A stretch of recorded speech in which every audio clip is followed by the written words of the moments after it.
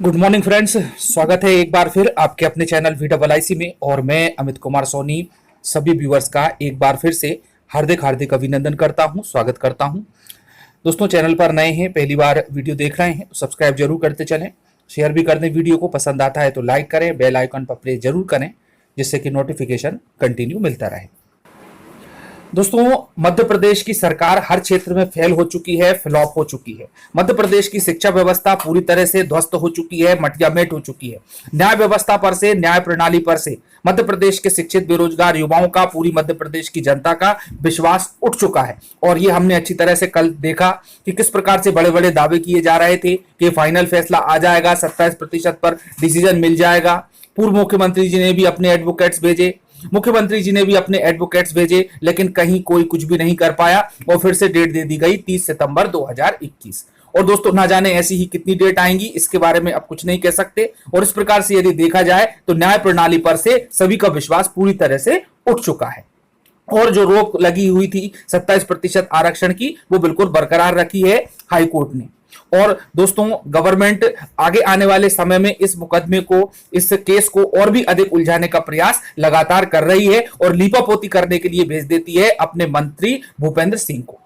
जब कोर्ट में पेशी नहीं हुई थी तो उसके पहले उन्होंने बयान दिया कि हम अच्छी तरीके से तथ्यों को रख रहे हैं, बड़े बड़े एडवोकेट्स हमने उतारे हैं और निश्चित रूप से हमारी जीत निश्चित होगी।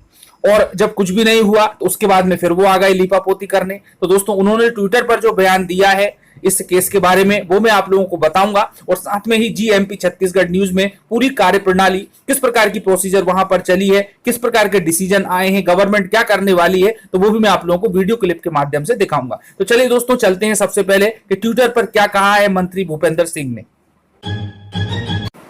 देखिए दोस्तों, जब कोर्ट में कुछ भी नहीं हुआ, जबकि इतने बड़े बड़े दिग्गज बैठे हुए थे, तो भूपेंद्र सिंह जी ने बयान दिया है उसके बाद में कि मुख्यमंत्री श्री शिवराज सिंह चौहान के नेतृत्व में सरकार ओबीसी वर्ग को 27% आरक्षण दिलाने का संघर्ष जारी रखेगी। सरकार ने आरक्षण के पक्ष में पूरी ताकत से अपनी बात कोर्ट में रखी है।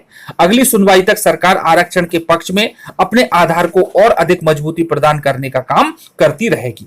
अब दोस्तों, इस प्रकार से उनका बयान आया सामने और हर बार की तरह से ही वह लीपापोती करते हुए नजर आए इस शासन व्यवस्था के लिए, इस मध्य प्रदेश की बीजेपी सरकार के लिए। चलिए दोस्तों, अब हम जान लेते हैं कि कोर्ट की क्या प्रोसीजर रही, तो GMP छत्तीसगढ़ न्यूज चैनल के माध्यम से। तो देखें, बड़ी खबर मिल रही है जबलपुर से। ओबीसी आरक्षण पर हाईकोर्ट में आज की सुनवाई खत्म हुई।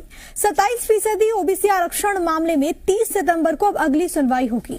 हाईकोर्ट ने ओबीसी को 27% आरक्षण पर रोक को बरकरार रखा है। 30 सितंबर तक ओबीसी को 14% आरक्षण ही मिलेगा। सरकार की ओर से solicitor general of India Tushar Mehta ने पक्ष रखा। सुनवाई के दौरान कांग्रेस की ओर से अभिषेक मनु सिंघवी भी मौजूद रहे।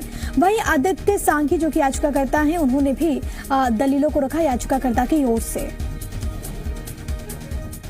कि जो इंदिरा साहनी में कहा गया था वो बिल्कुल सही है और आप किसी भी तरह से 50% से ज्यादा अधिक नहीं कर सकते रिजर्वेशन। तो इसलिए अभी मध्य प्रदेश में 14% की रिजर्वेशन ओबीसी को दिया जाएगा और अब इसकी सुनवाई 30 सितंबर को मिलेगा 14% आरक्षण। दरअसल 27% करने की मांग लगातार राज्य सरकार की ओर से।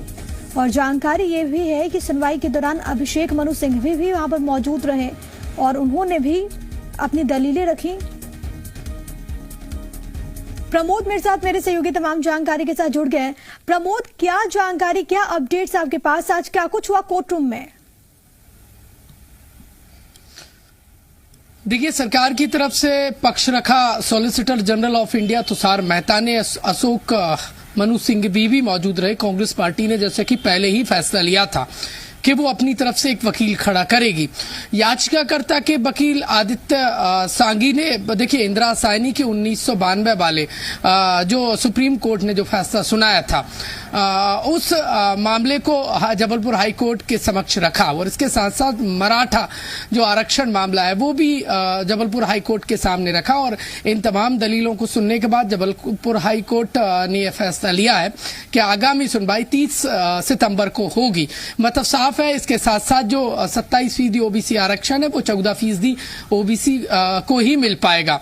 देखिए महत्वपूर्ण है, सरकार की तरफ से तमाम जो बड़े वकीलों का पैनल था उन्होंने पक्ष रखा, लेकिन याचिकाकर्ता के वकील ने यही दलील दी जबलपुर हाई कोर्ट में कि जो इंदिरा साहनी वाले मामले में 1992 में सुप्रीम कोर्ट ने ये जजमेंट दिया था कि 50% ओबीसी एससी एसटी कुल मिलाकर आरक्षण 50% से ज्यादा नहीं होना चाहिए, और यदि अब 27% दिया जाता है तो 50% क्रॉस कर जाएगा, और ये ऐसे में जो अनारक्षित वर्ग है, सामान्य वर्ग है, उसके अधिकारों का हनन होगा। ये पक्ष रखा है, और फिलहाल ये तमाम दोनों ही पक्ष अलग अलग पक्षों को सुनने के बाद जबलपुर हाई कोर्ट के जो मजिस्ट्रेट थे जो मामले की सुनवाई कर रहे थे, उन्होंने अगली सुनवाई 30 सितंबर तय की है। देखिए जो सरकार की तरफ से हैं वो क्या कुछ संभावनाएं जाहिर करते हैं कि अब आगे यहां से और क्या कुछ हो सकता है? 30 सितंबर को अगली सुनवाई होनी है। देखिए अगली सुनवाई 30 सितंबर को होगी। सरकार की तरफ से सबसे senior advocate solicitor general of India Tushar Mehta ने पक्ष रखा है। सरकार की मजबूत तैयारी है। सरकार साफ तौर पर कह चुकी है कि ओबीसी वर्ग को आरक्षण 27% मिले।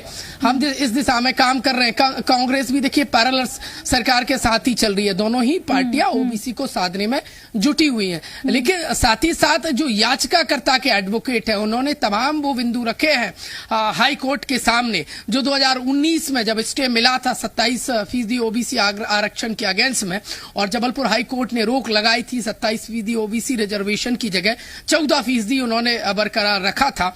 इस बार भी उन्होंने यही जबलपुर हाई कोर्ट के सामने रखा है कि सुप्रीम कोर्ट ने उस समय इंदिरा साहनी वाले मामले में यह कहा था कि यदि 50% से ज्यादा रिजर्वेशन दिया जाता है तो अनारक्षित वर्ग के अधिकारों का हनन होगा, और इस बार भी उन्होंने जबलपुर हाई कोर्ट के सामने यही पक्ष रखा है। देखिए दरअसल यदि 27% ओबीसी को रिजर्वेशन मिलता है तो देखिए लगभग 60% के ऊपर चला जाएगा रिजर्वेशन। ऐसे में जो याचिकाकर्ता के एडवोकेट पैनल है उसने यही बात रखी है कि अनारक्षित वर्ग के अधिकारों का हनन होगा। साथ ही साथ जो सुप्रीम कोर्ट का जो पुराना आदेश है उसके अगेंस्ट में जाएगा। और तमाम एक और देखिए महत्वपूर्ण आपको फ्लैशबैक में लिए चलता हूं, मराठा रिजर्वेशन मामले को भी उन्होंने रखा है। तो ये तमाम वो बिंदु हैं जो रखे हैं याचिकाकर्ता के एडवोकेट ने। कुछ देर पहले मेरी आदित्य शांगी से बात भी हुई थी जो याचिकाकर्ता के एडवोकेट है। उन्होंने कहा है कि सरकार की तरफ से तमाम बड़े एडवोकेट थे, उन्होंने पक्ष रखा है। सरकार ने यही पक्ष रखा है कि मध्य प्रदेश में एक बड़ी आबादी ओबीसी वर्ग की है, और ऐसा बड़ा तबका भी है कि जिसकी आर्थिक स्थिति ठीक नहीं है। रिजर्वेशन उनके लिए महत्वपूर्ण है, 27% मिलना चाहिए। लेकिन महत्वपूर्ण ये, और साथ ही साथ देखिए सरकार ने अभिमत के आधार पर जो एक 6 मामलों को छोड़कर जिन पर स्थगन लगाया है हाईकोर्ट ने, उन अन्य मामलों में 27% रिजर्वेशन देने का जो फैसला किया है उसके अगेंस्ट में भी देखिए एक याचिका लगी है। 30 सितंबर को उस मामले की भी सुनवाई होगी।